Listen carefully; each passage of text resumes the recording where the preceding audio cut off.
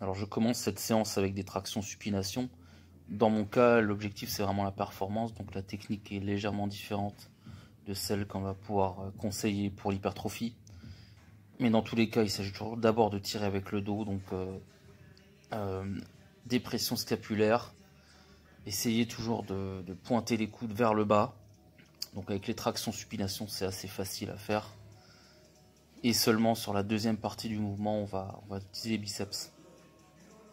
Dans mon cas, je vais monter vraiment à fond, donc je vais arrondir le dos. Ce qu'on ne conseille pas pour vraiment cibler les grands dorsaux.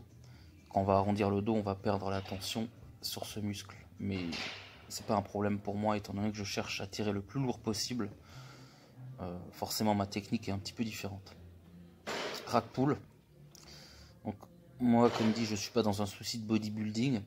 Donc je vais chercher à sélectionner des exercices le plus complets possible, qui vont travailler le plus de groupes musculaires possible, et développer mes capacités athlétiques dans le même temps. Donc rack pull, un soulevé de terre partiel.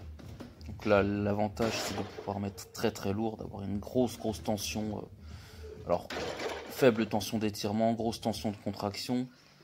Nerveusement c'est intéressant, ça va permettre de renforcer les érecteurs spinaux, travailler tout le dos en isométrie mais avec ces grosses charges, ça a toujours du bon, et renforcer la poigne également.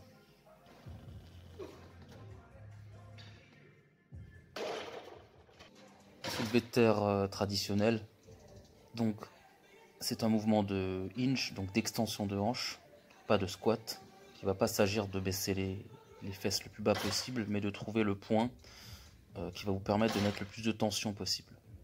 Ensuite, on engage les dorsaux et on garde le dos fixé tout le long. Donc, il ne s'agira pas forcément d'avoir le dos tout droit, mais il ne doit pas défixer durant le mouvement. Bien sûr, un bon bracing, et c'est parfait, vous pouvez y aller en toute sécurité.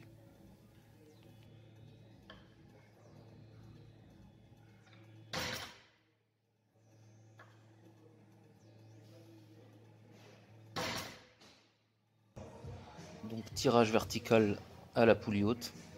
Donc ici, contrairement aux tractions, je vais chercher à cibler un maximum les dorsaux. On n'est pas sur de la performance, on est vraiment sur de l'hypertrophie. Et je vais faire ça également pour justement réapprendre à recruter à fond les dorsaux, ce qui va quand même me servir sur les tractions ensuite. Alors là, avec cette prise large, on va se concentrer sur le mouvement d'adduction du bras, ce qui permet de rapprocher le bras du torse, et donc de travailler principalement la portion externe du grand dorsal. La prise large va également permettre d'engager un peu moins les bras, ce qui va me permettre de tirer davantage avec le dos. C'est exactement ce qu'on recherche sur ce mouvement.